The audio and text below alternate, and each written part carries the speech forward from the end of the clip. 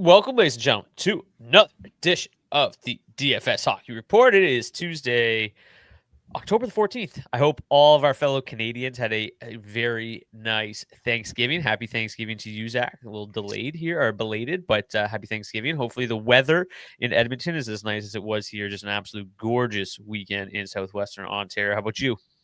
Yeah, good weather here too. Happy belated Thanksgiving to you. Just got to hunker down for the weekend here and watch my Chicago Bears win last night against the Commanders, which was really nice. And I binked an NFL showdown for that game. So Very nice. Good night for you. Hopefully, we can continue the bankroll bump for you tonight. Keep it rolling. We got a very nice looking 8-game slate on our hands today. For some reason, I tricked myself into thinking the day after Thanksgiving was going to be light. It was not. I had a busy day, a little bit late to get to the show here, but we're going to roll through tonight's 8-game slate as we do. Let's start with our goalies. We've got Caden Primo making his Maple Leafs debut. It looks really weird to have a Maple Leafs goalie with a Montreal Canadiens helmet on here. It's bizarre. I don't think it's even allowed. Might be illegal. But there we go. Justice Noonan gets the start for the Nashville Predators second half of back-to-back for both of those squads. Logan Thompson gets the nod for the Washington Capitals. It'll be Andrei Vasilevsky for the Tampa Bay Lightning.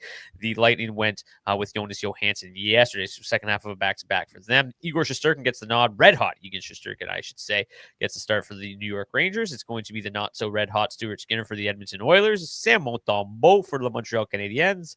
And then you've got Joey Decord projected to get the start for the Seattle Kraken.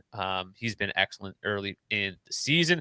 Dustin Wolf goes for the Calgary Flames, projecting to see Aiden Hill for the Vegas Golden Knights. It's going to be Jake Ottinger for the Dallas Stars. We're projecting to see Philip Gustafsson second half of back-to-back for the Wild. They went with Jesper Wallstedt yesterday, so should be Gustafsson tonight. Alex Nedeljkovic gets the start for the San Jose Sharks. Got to fix his helmet. Definitely got to get ahead on Brandon Bussi. NHL debut for Busey. He starts for the Hurricanes. Spent a lot of time in the Hurricanes or in the Bruins organization, excuse me. Lucas Dostal goes for the Anaheim Ducks. Projecting to see Tristan Jarry for the Pittsburgh Penguins. Artur Silovs was great in his debut, not so great in his second game. So we shall see who gets the start for the Penguins, but we are projected to see Jarry. Let's start with the first game of the night. Zach, why don't you take it away, Toronto and Nashville? Yeah, you betcha. Toronto Maple Leafs hosting the Nashville Predators today. Toronto coming in pretty heavy favorites, minus 175 on the sports books, 3.6 implied total here on this slate. Toronto Maple Leafs once again look to be in a pretty solid spot here tonight. Toronto 1 and 2 grading out among the top 15 lines to target. Toronto 1 looking really good and a little bit affordable here tonight, $16,300. That's because we got Easton Cowan sliding up to that top line there alongside Austin Matthews and Matthew Nyes. Seems like a pretty interesting spot for them. Best line for the Predators grading out on the 5v5 charts tonight is Nashville 3, Michael Bunting, Eric Holla, and Jonathan Marchessault. Don't know how much I'm going to be getting to the Nashville Predators side of things here tonight. And honestly, what looks like a pretty low event game here. 96.4 pace score is the lowest on this slate. Toronto 1, obviously best matchup here in this game, 68.3 matchup score. Nothing great here on this side for the Nashville Predators. Again, I just really have a hard time stacking these guys in DFS. It just feels really difficult to kind of trust them in regular spots. Toronto 1, obviously the offensive powerhouse driving this line or this team right now for the Toronto Maple Leafs. They look like they're in a pretty solid spot overall here. They're going to be seeing 51% of their ice time going up against that top line for the Nashville Predators, who are giving up quite a bit of goals against here, 3.4 against per hour. So definitely like Toronto 1 here in this spot. Might sprinkle in a little bit of that second line as well if 20 maxing or doing a 150. And Toronto also really good on the power play as to be expected, second ranked in the league. However, they're going up against a very stingy Nashville Predators penalty kill, grading out as the best in the league. So the Leafs, ninth best matchup on the power play overall tonight. Yeah, I don't like putting a ton of stock into the power play report early on. It's still a little bit of last year, a little bit of this year, but I still think the Toronto Maple Leafs power play is trying to find its way without Mitch Marner. But they played the Red Wings last night after getting beat in Detroit. Woohoo! On Saturday, they played a much better game yesterday. Really kind of dominated the Red Wings, but still weren't able to pull out the W. Woohoo again! But I think that Austin Matthews looked a lot more like himself yesterday. I think that Easton Cowan looks pretty comfortable. up on that top line. So like you said, very, very affordable, probably the cheapest Toronto one has ever been. Obviously, though, Easton Cowan is not Mitch Marner. Game number 2, Washington and Tampa Bay. Obviously, we've got the Capitals didn't play great on the weekend, but still pulled out a win on Sunday on the back of a 35 save shutout from Charlie Lindgren. They host the Lightning coming in the second half of a back-to-back. When we take a look at the line stacks here, we've got Tampa Bay 1. Grade knows the number 1 line to target in this game. Number 3 overall, $20,800. You got Brandon Hagel up on that top line, so it actually makes them a little bit more affordable than when Jake Gensel's up there. He's $800 cheaper at the moment, but I think it's a pretty decent spot here for Tampa Bay 1. The matchup isn't ideal, but we just talked about the Capitals giving up 35 shots to the Rangers on the weekend. I think that Tampa Bay 1 can get things going in this game. Without Pierre-Luc Dubois for the Washington Capitals tonight, we are expecting to see Connor McMichael move up the lineup a little bit. And I just don't know how great this top 9 truly is defensively for the Capitals. The fourth line is really what kind of hampers the matchup score for Tampa 1. They are going to see a considerable amount of their ice time, about a third of it against that line. So that is what makes that matchup fairly tricky. But in the remaining 70%, it's not too bad of a matchup. And the offensive metrics here are really, really good. So the Tampa Bay side of things here looks great. I don't know how much I actually like Washington 2 without Pierre-Luc Dubois. I mean, the matchup or the underlying metrics look pretty good. Protas at 14,500 to full stack. Protas at 52. McMichael 4K. They're cheap. I think they're a reasonable option. They're not seeing much ownership tonight, so I think there is reason to get there. It sounds like or looks like Sonny Milano is expected to get the first look on that top power play unit, but there are rumblings that Protas could see some time on that up PP unit as well. So that would help boost Washington 2. But this game to me, it's probably just going to come down to those 2 lines. We'll get Zach's thoughts on it in a little bit. But Zach, why don't you break down your third game or our third game of the night? Yeah, Edmonton Oilers paying a visit to the Big Apple, Madison Square Garden, coming in as favorites, minus 136 on the sports books. 3.2 implied total for the Edmonton Oilers, 2.8 for the New York Rangers. Big surprise, Edmonton 1 looks really good tonight, grading out as the number 1 line to target on this slate overall here. $20,200 is pretty crazy considering they have $3,100 Andrew Mangiapane getting elevated to this top line here. 2 games so far in an Edmonton Oilers uniform for Andrew Mangiapane. 2 goals on 2 shots, shooting 100%. Super sustainable number there.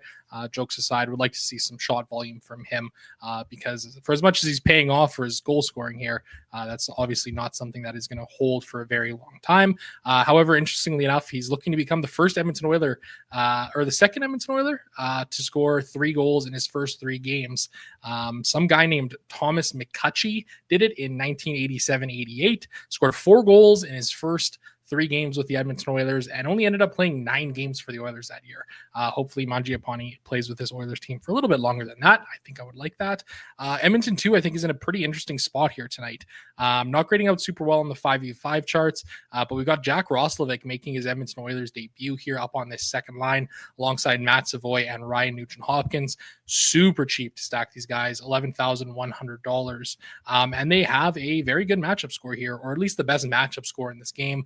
69, nice, 0.8. The line stats pretty solid here for the Edmonton Oilers as well. Evidently, it's that top line that continues to chug along in a significant way, but solid underlying metrics so far for the second line here. I really like Matt Savoy. I think Roslovic's a really interesting addition because the Oilers have struggled scoring at 5v5 for the last number of years here. The Rangers side of things tonight, I don't know. I want to feel good about them because I got a lot of stocks into them, but they are struggling so far. Still haven't scored a goal on MSG Ice this season through 2 games, shutout in back-to-back games at home. So, they're going to want to be cheating a little bit for offense here. I think with Stuart Skinner in the net, this is a game that kind of could get a little bit out of hand here, but in the same breath, both of these teams have been really solid defensively, all things considered, to start the season. So an interesting game here. Top line drawing the most ownership, around 5% for the Rangers. Second line coming in lower owned at 2.3%. No significant lean really either way here for these guys, as it is kind of a bit of a tough matchup for them going up against this Edmonton Oilers team. Maybe that top line is the way to go, just for a little bit of stronger expected power play goals tonight for them. So that's kind of the way that I would look at this one. Yeah, interesting enough, I'm taking a look here at Sports Logic's data at the moment, and the Oilers, I mean, it's only been 2 games, but by far and away the best 5v5 team in the league right now, defensively, that is. So bit of a tough matchup, obviously, here for the Rangers. The Rangers have actually played quite well defensively, and then offensively, both these two teams have been powerhouses. The Rangers, 4th best in terms of 5v5 XG. The Oilers, 9th at 5v5, but obviously number 1 overall. The power play is just humming along as it always does. So this game, I think, could be a little bit lower scoring with the way both these two teams have played defensively. But for me, New York won. I think one thing that's worth looking at is Mika Zibanejad looks like a different guy this year. Looks like he's back to his old form a little bit. The shot volume is he's got the most shots on net in the entire league right now. The shot volume has been great. He's top 10 in expected goals forward per 60 right now. And Artemi Panarin, bit of a sluggish start, but he's hit the net on only 6 of 22 shot attempts so far, which is super bizarre. So if he finds the net a little bit more, I think they're both going to have opportunities this evening against Stuart Skinner. So as much as the Oilers have been really good defensively, I think in deeper contests, like 20 maxes and stuff, I do want to get pieces of that Rangers top line because the shot volume on the floor has been pretty good. It's really not that expensive of a price tag. Montreal and Seattle here. 3.3 implied total for the Montreal Canadiens, 2.7 implied total for the Seattle Kraken. I bet the under on this game this morning. The Seattle Kraken I just talked about, teams that have been really good defensively. Seattle's been one of the best. Actually, I think the best overall in terms of all situations, expected goals against so far this season. Again, small sample size, but this is a team we know plays very tight and strong defensively. And Joey Decord's been really, really good. So if he gets a start tonight, I actually like the under in this game. I actually like Joey Decord a lot in DFS. The Montreal Canadiens have not been great to start the season. They scored 5 against the Red Wings, but really didn't generate a whole lot. They scored a couple of fluky goals in that game. They're bottom third of the league in XG at 5v5 so far this season. So the matchups look good on both sides. When you take a look at the stacks, I just don't think this is a game that I'm going to have a ton of. I really don't. Montreal 1 grades out the best. They would be, I think, in consideration for me a little bit here. But I'm probably not going to play them too much. Like I said, I'm pretty interested in Joey Decord. And then I really don't have any interest in Seattle. I think if Seattle wins this game, it's because it's super low scoring and they might scratch out a goal or 2, maybe 3 with an empty netter and win this one 2-1 or 3-1. So Seattle's not really a team that I'm targeting all that much in this one. It's not really a team that I target all that much. You take a look at the offensive metrics here. They just don't generate a lot. The bottom 9 here of the Montreal Canadiens generates absolutely nothing. So it's basically top line or bust here. It is worth mentioning the McCann, Beniers, Eberle line so far this season has been quite good. According to moneypuck.com, 5.04 expected goals for per 60. So if you want to take a look at the small sample size of what they've generated through 20 minutes of play, I think you could certainly consider it. I think obviously at that price tag, 14,200, it's not crazy to think that they could pot 2 goals tonight. I think it's entirely possible. I just don't. I'm not going to have a ton of stocks in this game as a whole, and mostly not a lot on the Seattle side. But game number 5, Zach. Yeah, moving on to the Calgary Flames and the Vegas Golden Knights here. Vegas coming in as the favorites in this one, minus 167 on the money line, paying visit to the Calgary Flames at the Saddle Dome. 3.4 implied total for the Golden Knights, 2.6 for the Calgary Flames. Looking at the 5-on-5 matchups, or the 5-on-5 lines here, Vegas 1 grading out as the best. No surprise there. They're going to do that in most situations. $18,700 for Eichel, Marner, and Barbashev. Starting to creep up a little bit in price there with Jack Eichel specifically. Vegas 3 also grading out pretty well here in this spot. Dorofeyev, man, red hot start to the season here. You get some salary relief there playing that third line. Their offensive metrics continue to just be very, very good. So no issue in getting down to this Vegas 3 line. I like the look of this Vegas top line as well. Coming in 4.5% ownership, pretty much for both of these top 6 lines here. A little rough on the Calgary Flames side of things. Calgary 3 grading out as the best on that side, 23rd overall. Calgary 1 coming in at 25th overall. Problem for the Flames, struggling to capitalize a little bit here, especially their second line of Joel Farabee, Morgan Frost, and Yegor Sharangovich. Some solid offensive play driving otherwise, especially from that third line, is always going to be the case. But these are two pretty solid defensive hockey teams here, and the matchups are pretty extremely rough for the Calgary Flames side of things, and not looking all that great for the Vegas Golden Knights either. Solid start to the year for the Flames netminder Dustin Wolf. He has been looking really good so far this year. To be honest, don't really know how much interest I'm going to have in this game here. I think I'll probably get to a little bit of this Vegas 1 and Vegas 3 at around 5% full stack and a 20 max. I think beyond that, I'm probably going to be staying away from this one as a whole. Vegas, better power play than the Calgary Flames here. Flames power play, absolutely inept. Ranked 31st overall coming into tonight's game. So no reason to worry about a stack there or anything like that. But, you can get a little bit of correlation there for the Vegas Golden Knights as well, even though the Flames don't take a ton of penalties. Yeah, I think it's interesting, right? The Vegas Golden Knights have, are one of the Stanley Cup favorites coming into the season and have scuffled a little bit to start. Shootout loss in opening night. They still scored 5 goals.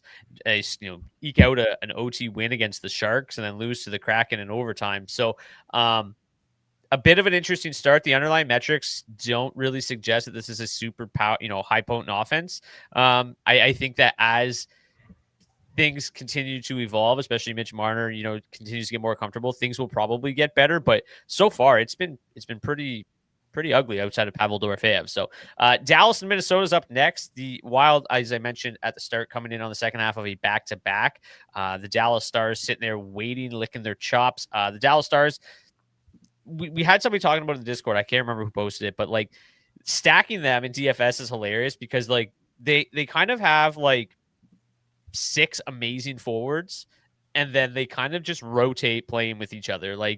Yeah, sure, Sam Steele's on the first line, but Jason Robertson takes shifts there. And sure, Maverick Bork's on the third line, but Mikko Rantanen takes shifts there. And you almost, I feel just need to do, mini stacks of these guys like Hinson, Rantanen, and Robertson and Johnson, or one-offs, because they really aren't playing together as much as they probably, as much as you might think they are. When you take a look at the ranks here, not really a whole lot for either side. Which is pretty interesting. I do think, again, Dallas struggled quite a bit defensively last year, and it's carried into their play this year as well. The 5v5 play has been pretty inept. That being said, Minnesota hasn't done a whole lot at 5v5, but their power play has been awesome. So it's kind of where, how much do you really target the Wild? Because at 5v5, it's rock meets hard place here. The Stars can't defend, and the Wild can't create anything at 5v5. And then it's, kind of the opposite. The power play has been really good. So for the Wild, so it's interesting, right? This Wild team has kind of found a way to get by. They are scoring a lot. But most of this damage has kind of come on the power play. Again, referencing Sports Logic here, 5v5 expected goals for per 60. Minnesota's 32nd in the league, dead last. It just has not been pretty. And then, what they've done on the power play has just been unbelievable. Best or most goals, I believe, in the league on a per game basis on the power play. So I think power play stacks are the way to go here with the Wild. It grades out 7th best. If you're going to play them through the power play. Zeev Buim, it still remains, I think, relatively inexpensive. Last I checked, he was 4K yesterday. What is he now? He's 4K again. So I think kind of that, the value you get there, building through this power play is the route to go. 5v5 matchups are okay. Like I said, the Stars are not very good at 5v5, at least defensively. And then, the mini stacks on the Dallas side feel fine. Not really a lot of ownership, about 5% for both of them. That being Hintz and Rantanen and Johnson and Robertson. Robertson a little bit more higher owned. About 8% for that duo. So I like those two. I'm going to be interested to hear your thoughts on this one after we get through all of our games here, but let's get to San Jose and Carolina. Yeah, this is an interesting one here tonight. Carolina Hurricanes paying visit to the San Jose Sharks, coming in as massive -274 favorites here. 3.9 implied goals for the Carolina Hurricanes and 2.4 for the San Jose Sharks. No surprise here. Carolina looks like they're in a great spot tonight. Nick Ehlers, Sebastian Aho, Seth Jarvis on that top line, grading out as the second best line to target overall on this slate tonight. Carolina 2, not far behind at 9th overall. That top line is seeing a hefty amount of ownership, 18.8% projected here tonight. No problem getting up there in terms of that ownership, but I also really kind of like the idea of getting to this Carolina Hurricanes second line as well. They have the better matchup score here tonight. Going to be seeing 60% of their ice time going up against that San Jose Sharks third line, which has been their weakest line defensively here to start the season. Obviously, Carolina too has had some struggles defensively in their own right here. So a little bit of a run and gun offensive line here for the Hurricanes, and I don't mind that whatsoever. You get a little bit of leverage off of that chalk that we're seeing for Carolina. 1 is one of the highest. I think they're the second highest owned line on the entire slate here tonight, next to Anaheim 2, which is also a very, very fascinating spot here tonight. So for me, I have no issue getting to this top 6 for the Carolina Hurricanes. That third line, obviously they're one that's going to continue to drive offense as well. If you need a really cheap mini stack, don't mind the idea of the Jordan Martin Stahl. I don't know where I was going with this. I was trying to find some way to kind of combine everything. The there, Jordan and Will. Yeah, I'd be fine with living work. Will off of them there, but don't mind that mini stack whatsoever. It's one that I've played quite a bit over the last number of years with some success. San Jose side of things, matchups are pretty rough for this top 6 here. Rough matchup scores for the top line and for that second line as well. The offensive metrics, not the greatest right now for this top 6 for the Sharks, but I kind of like this spot for them as like a super contrarian option. You got Brandon Bussey getting the start here for the Hurricanes. First NHL game, $8,300 tonight to play him. So obviously going to be one of the more expensive guys here on this slate. I don't mind the idea of this game being a little bit of a shootout and a little bit of a track meet here. For the San Jose Sharks so far, that's kind of what we've seen from them offensively here. First 2 games of the season, 4-3 loss to the Vegas Golden Knights. Second game of the season, a 7-6 loss to the Anaheim Ducks. So, this could be a little bit of one of those run and gun games here. Obviously it's going to be tough to break through that defense for the Carolina Hurricanes, but I don't mind the idea of sprinkling in a little bit of this San Jose top 6 here tonight. Maybe they find a way to get on the board a couple of times here because they've been able to do so far this year. But again, tough matchup here going up against one of the stingiest defensive teams in hockey. Yeah, it's a brutal matchup. I'm just trying to pull up the Eklund, Celebrini, Toffoli numbers together last year because if I remember correctly, they were pretty good.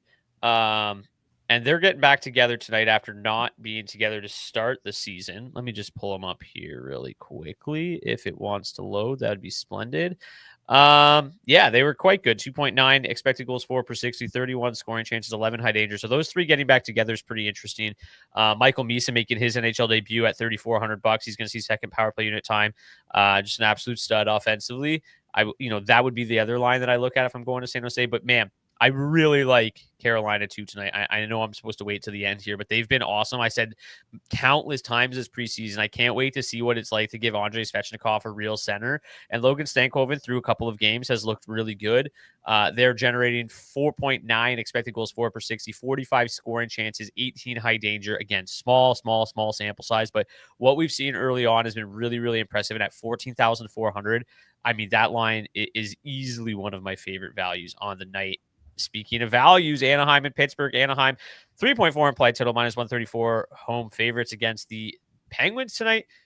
Let's not bury the lead here. Anaheim 2. I talked about them in the first episode of the season, I think, and I was just like, hey, Bennett Seneke on this top line, the second line, I think there could be something here. Really cheap option. They've been ridiculous. They have been insane. They have a 100% 5v5 score tonight, and I'm not even counting in their small sample size. This doesn't even include what they've done with Bennett Seneke. Cutter and McTavish have just been that good together over the last couple of years, or over the last year. And then the matchup is really, really good. Like, it is as good as it gets. You're going to see a lot of that Crosby line. It's one of the best matchups on the slate. That Crosby line, not very good defensively. These underlying metrics for the Ducks is great. What is driving their 5v5 score so high is the fact that they just don't leave the ice. They were projected 33% of the 5v5 ice time. They just don't leave the ice. It's been ridiculous. They've been so hot. They are projected for 21% ownership, and honestly, like, I might be double that. Like, I am all in on this line tonight. They're just way too cheap. The shot volume you get from Cutter and Bennett and even McDavid, like all three of them, but Cutter Gauthier specifically has been insane. We already knew he had good shot volume. It's taken it to another level again already this year. When you take a look at the raw projections tonight, I mean, this is the forward defenseman.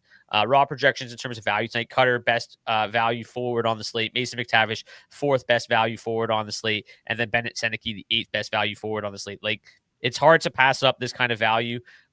It's a really good spot. It's a good matchup. The power play matchup is bad because their power play was bad last year. What have they done on the power play so far this year? It's been great. So I'm not really worried about this power play matchup. The Penguins penalty kill was not great last year. Don't think it's going to be great this year. So yeah, super, super interested in the Ducks second line tonight. I guess we could just start with this game because it's kind of what the entire slate hinges on.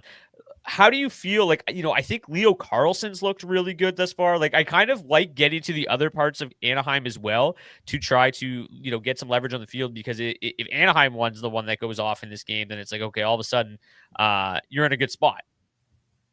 Yeah, absolutely. I mean, I think there's some interesting contrarian plays here. Looking at this first and this third line, I think, for me, more interest in that top line. Chris Kreider looking great so far. Since he joined the New York Rangers, since he left the New York Rangers, joining the Anaheim Ducks. I think he's somebody that I've got interest in here tonight. On this slate tonight, 45 games played, 18 goals and 35 points going up against the Penguins in his career. Alex Killorn has had some success as well. And like you said, Leo Carlsson seems like he's kind of putting it together here, at least early on this season. I think you can get down to that third line. I don't have as much interest there. You're always going to see some shot volume from Frank Vetrano and Troy Terry there.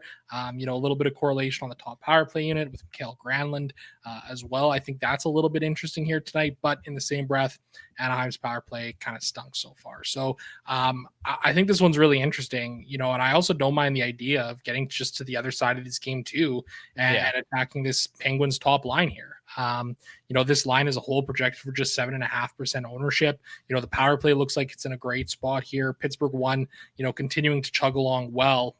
And the matchup scores for this Penguin side as a whole are absolutely excellent. So, this feels like a game where, we can all sit here and say, Anaheim 2 has been, dominant so far. They look to be in a great spot tonight. They're also the highest owned line on the slate, right? So I think there's more than enough leverage to kind of get to here in this game. Even if Anaheim 2 gets, maybe a goal tonight and has some solid shot volume, there's still a chance where, some of these leverage spots could really, really help you in terms of these big field plays. Yeah, who would have thought? I mean, obviously, we are talking 2 or 3 games into the season. The top 3 power plays in the league right now: Minnesota 47.1%, Anaheim 40%, San Jose 37.5%. Not the teams you typically expect to see at the top. Let's pull up the big board here and sort by all the lines. What do we got? Edmonton 1 at the top. One player that I think is so interesting tonight, and if I think a lot of people are going to play Mangiapane, is David Tomasic. Has been really, really solid for the Oilers. And I like to, I'm probably going to, I might play some Mangiapane too, but I really like including Tomasic with Leon and McDavid and getting that power play correlation. When you dig into the underlying metrics in terms of guys that are generating scoring chances, he's literally doing his best Zach Hyman impression. Like, he is mucking it up, doing the dirty work, and he's generating a lot of quality looks. So at $3,100, I think, like, not a guy that's going to see a lot of ownership. Is certainly somebody that I'm interested. As an Oilers fan, I'm curious your thoughts on Tomasic. Yeah, absolutely fascinating player here. I've really liked the look of him early on. Obviously coming over from Sweden. was kind of a relatively, unknown player here for the Edmonton Oilers. But what we did know was that, he has scored a ton of points in the SHL over the last number of years, and he's looked really good so far. Playing on the fourth line at 5-on-5, but, he's filled in admirably well for Zach Hyman on the top power play unit. Very smart, high IQ offensive player, and man, he's getting tons of looks. In the game on Saturday night against the Vancouver Canucks, the Oilers had 5 power play opportunities. Their power play as a whole, according to Natural Stat Trick, generated 2.33 expected goals, and David Tomasek accounted for 1.06 of those. The guy was absolutely stonewalled there. It's just going to be a matter of time, I think, until he breaks through.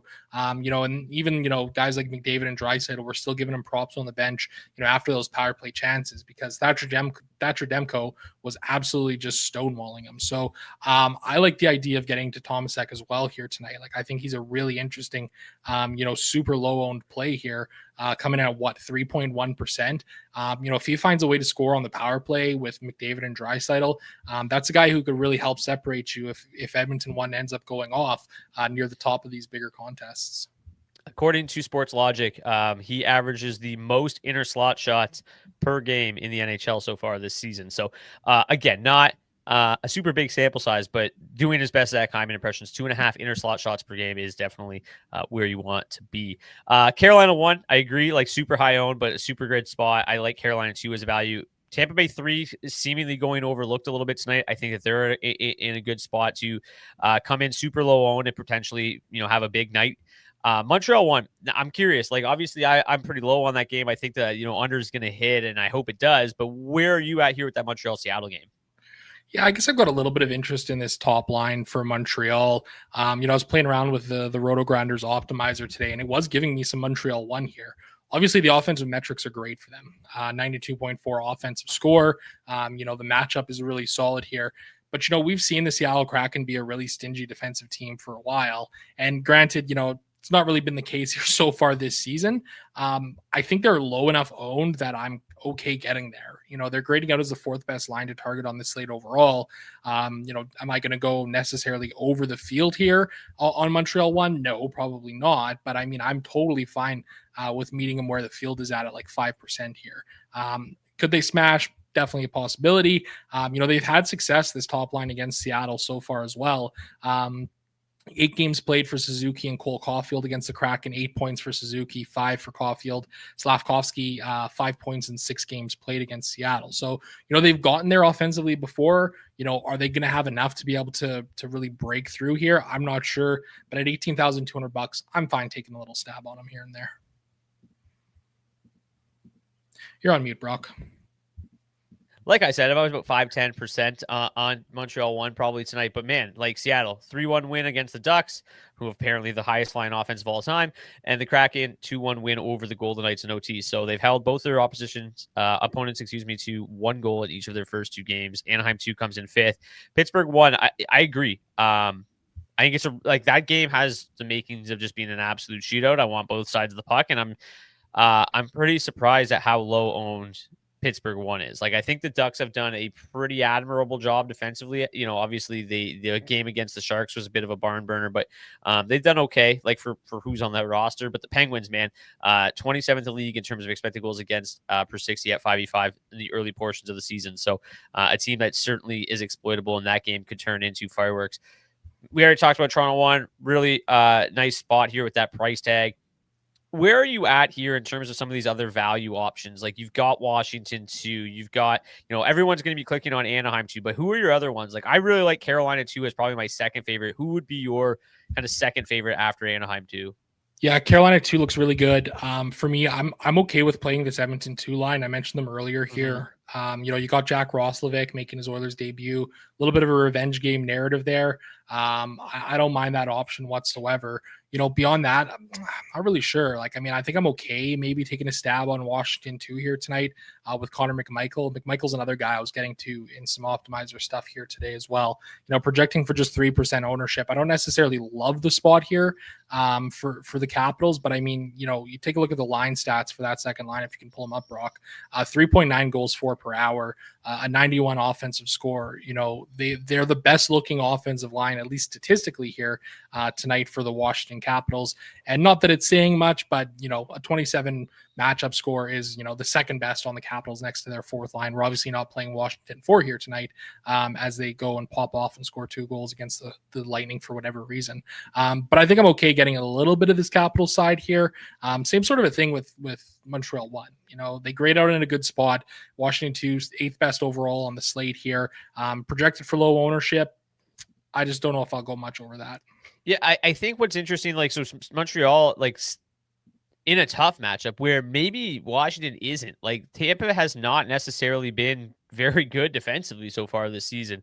5-4 loss to the Senators. They gave up 5 the next night to the Devils. They gave up 3 to the low-scoring Bruins. This is a team that's giving up a lot of goals. Jonas Johansson was in net yesterday, but still, Vasi has not looked particularly sharp. I do think there's an avenue here for the Capitals, and they are cheap enough where, I think that second line, especially if Protas sees a little bit of power play time on the top power play unit, McMichael at 4K, is a nice value option. I think this line is probably my second, third, fourth favorite value option tonight. And I think they're in a pretty good spot.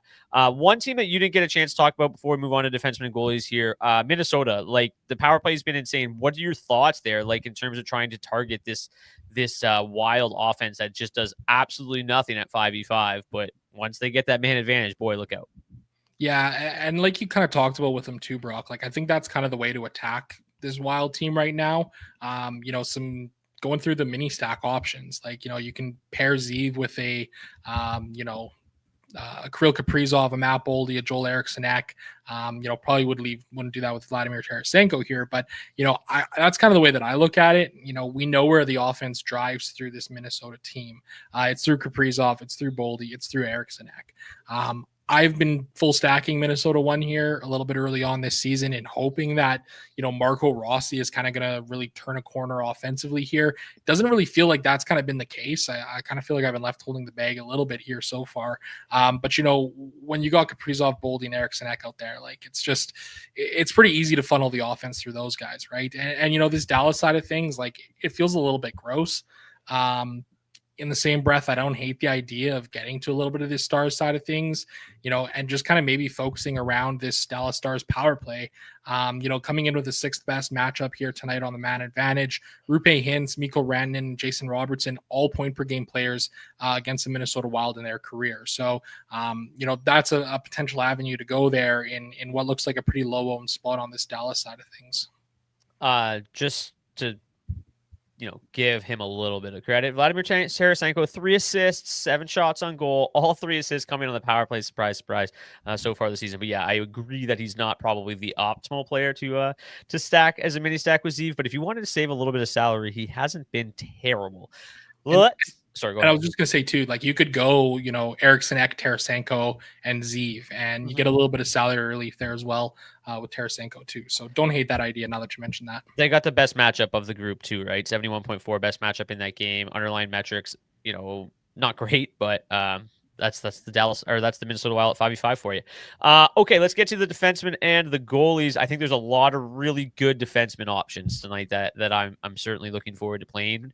Shane Gostisbehere, first and foremost, looks splendid at $4,300. Really, really good implied total for them that game, $4,300. He's been really good to start the season. I like that. He's the highest owned defenseman on the slate tonight. As we look at some of the other best value options, though, Zane Parekh, I think, I don't like the Flame side of things, but minimum price with his offensive ability, I think if you need a minimum price defenseman, he's probably as good as it gets tonight, even in a relatively difficult matchup. Already mentioned the other rookie defenseman, Zeev William, 4K. He's just been really, really, really good. There was somebody else that I really like. Sean Walker's playing big minutes. Basically all of these Carolina defensemen are going to see big minutes tonight. Jakob Slavin is out. So they're all going to get a minutes boost tonight. And that's why you see guys like Miller, Gostisbehere, grading out so well, because in terms of usage tonight, they're probably all going to be towards the top here. 23, 22 minutes a night for the lot of them. So really like them as kind of your cheap options. Up top, it's kind of the same old thing. Evan Bouchard's price tag has come up finally, but still fairly palpable at $6,600. He projects as the highest projected defenseman on the slate tonight. Thomas Harley projects really nicely. Who else do you like? Yeah, I think you kind of hit the nail on the head here. Probably going to be building around a lot of these Carolina Hurricanes defensemen. Gostisbehere, Keandre Miller, they look to be in great spots. Mike Riley, minimum price if you need him at $2,500. Not a bad option, though. I do think that Parekh is an interesting play. 1.3% ownership coming in on Zane Parekh. I don't necessarily know how much offense there's going to be from this Calgary side tonight and maybe all season long, but at that price point for a high scoring OHL rookie defenseman, I don't mind that at all.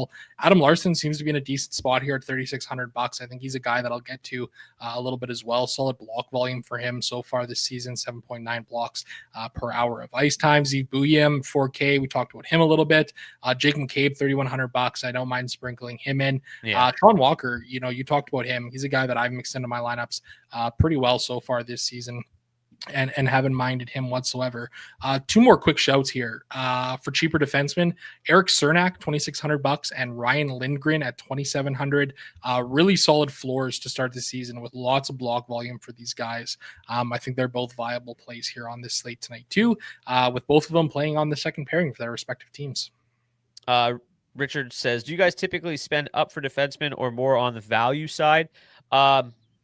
I don't know about you, Zach, but for me, I kind of just let the slate dictate it, right? Like a couple times last week, I was spending up at defenseman because Evan Bouchard was $5,800 and Morgan Riley was $4,400 or whatever. And so I spent a little bit more money on him on that slate. Today, I think it's more of a pay down day for me. I think a lot of these value defensemen look really, really good. So it always is kind of just slate dependent. And today looks like more of a pay down spot for myself personally. I don't know how you're looking at it. Yeah, for me, I kind of tend to typically stay away from kind of the mid-ranged price defensemen, either go high or go low. Either that, like in that sub 3K range, I love looking for guys down there in hopes of getting, 3 blocks and maybe a shot or 2 on goal. So I'm kind of a sucker for these real cheap punt defensemen. But, my idea behind that is just, you give yourself the opportunity to stack up offensively and jam in some of these higher owned, more expensive lines, right? When you look at DraftKings for like a casual player or somebody who maybe doesn't watch our show, how many of them are really getting down into the nitty gritties of the sub 3K defenseman? Probably not a whole lot. So that's kind of the way that I look at it, at least. Yeah. And I think I just mentioned it's slate dependent based on defensive prices, but it's also slate dependent based on the line stacks. And tonight feels pretty affordable, right? Like 20K for Edmonton 1. 19K for 19.5 for Carolina 1, only 20K for like the pricing up front today feels fairly soft. So I think you're going to have the ability to pay up for some defensemen as well, because like if you're playing Anaheim 2 with anybody, you're going to have a lot of money left over. Same thing goes with Carolina 2 or some of our other favorite value options tonight. So when you get into those $23,000 lines, you got to find a value defenseman. But tonight pricing is fairly soft. Let's talk about some goalies, Zach. Top projected goalie is Brandon Bussi, 14.8, $8,300. Like, I think that the matchup here is obviously pretty good. I think 73% implied win percentage is by far and away the highest. Paying $8,300 over a NHL debut goalie seems a little scary. And then you kind of get the fact that like the Carolina Hurricanes don't typically give up a lot of volume. Like I don't usually play a lot of Carolina goalies anyway. So like paying up for an NHL debut here doesn't seem like the ideal target. But what are your thoughts here with Brandon Bussi? Yeah, I agree with you. I'm going to probably sprinkle him in a little bit, like maybe 10% ownership here, but I don't really know if I'm going to get to a ton of them, right? It just doesn't feel like the greatest spot with how good they are, defensively. You mentioned the lack of volume that they kind of see on a regular basis. I don't really play a lot of the Hurricanes goaltenders in general, right? Because, let's say, for example, it's a game where they only give up 20 or 22 shots on goal, but they allow 2 goals against. I mean, that's going to be under 10 DraftKings points there. Yeah. Even if you secure a win with that goaltender. So that's kind of my biggest concern with playing any of the Hurricanes goaltenders. Like I said, I'll sprinkle them in at like 5-10%, maybe 15 if it feels like, they might see a little bit more volume, but I kind of tend to stay stay away. Jake Ottinger, I think he's okay at $8,400. In the same breath, I just don't really know how much volume he's going to see either. When we look at that offense for Minnesota, it really kind of just goes through 3 or 4 guys. For me, I kind of like these cheaper options here tonight for the goaltenders. I mean, you look at Igor Shesterkin, he's drawing a ton of ownership here tonight. Highest owned projected goaltender at 14.2% here, going up against a high volume Edmonton Oilers team. I don't know if I'll necessarily get up that high for him in terms of ownership, but in lineups that I am fading the Oilers, I don't mind a little bit of Shesterkin because he is going to see that volume. Vasilevsky at 7,600, I think he's fine. Logan Thompson at 78, I think he's okay as well. Maybe a little bit of Dustin Wolf at $7,200. He's going to see some volume out there on a regular basis. That's for sure. Yeah, no, in lineups where you're fading the Oilers, I think Igor makes a ton of sense. The volume's going to be there. He's been just lights out so far this season. Certainly a game the Rangers could win. Ottinger is actually projected for the most volume on the slate, so I don't mind getting there at 84. Primo at 8K feels okay. Not great, but honestly, I really like the goalies in this Montreal-Seattle game. I think both are going to see an okay amount of volume, probably nothing insane, but $7,600 for those two respectively, I think are fine plays. They're probably going to be two of my favorite. I don't mind Vasilevsky at 76. Hopefully he bounces back a little bit. Gustafsson even at 7K. I've played way worse 7K goalies than Philip Gustafsson, even in a brutal matchup on a back-to-back. Yeah, totally. I don't mind Gustafsson at all. And his track record against Dallas is actually pretty solid. 8 games played, 5 wins, a 187 goals against average, and a 942 save percentage. At 7K Gustafsson, I don't mind that at all. One other quick goaltender I just want to mention, Lucas Dostal, $8,100. He has played 2 games against the Pittsburgh Penguins in his career, given up 2 goals against in each of them, but he has a 234 goals against average and a 950 save percentage. In each of those 2 games, he has hit the save bonus. Or actually, sorry, two saves short in one game, and he had 43 saves in the other game. So could be an interesting play there too. He's not drawn a lot of ownership. John says, Seattle and Montreal goalies, pick one. I like Cord. Who do you like? Favorite goaltender? Between Cord and Montembeault. I don't know. Probably leaning towards Decord. I think there'd be a little bit more offensive or a little more shot volume coming from that Montreal side of things than the other way around. Richard also wants to know where you can get the Excel sheets that you're displaying. Sorry, I just hopped on. No worries. You can click the link in the description of the video to join our DFO DFS Discord, and they get posted in there. They're also available on the website for free. They just look a little bit different, but they're under tools. And you can go to line stacks, matchups, line stats, all that fun stuff is in there. It just looks a little bit different. We're still working on integrating it properly. But for now, if you want the Google Sheets version, join the DFO DFS Discord. Let's get to our hat trick pick challenge. Zach, I don't think we've come close yet, so I'll let you go first. Who is your hat trick pick? Let's go with Connor McDavid. Let's just eat the most chalk and go with Cutter Gauthier. Oh, perfect. Just if it happens, if the chalk goes off, it's okay, well, at least we got the hat trick pick. Comment your hat trick pick in the comment section of the video on YouTube, not the live chat. Use the comment section. If you your player who scores a hat trick will get you a $25 gift card to Nation Gear. We've already had one winner so far this season. Before we go, we got a 4-game slate tomorrow, followed by an 11-gamer on Thursday and another 4-gamer on Friday.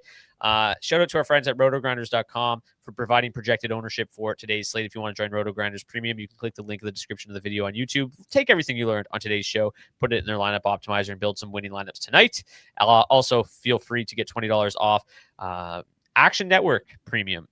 Link is in the description. Use promo code FACEOFF to do so. That's going to do it for this edition of the DFS Hockey Report. I'm Brock Seguin. We have Zach Laing here with us as always. We'll see you guys back here for a 4-gamer tomorrow. Until then, cheers. Cheers.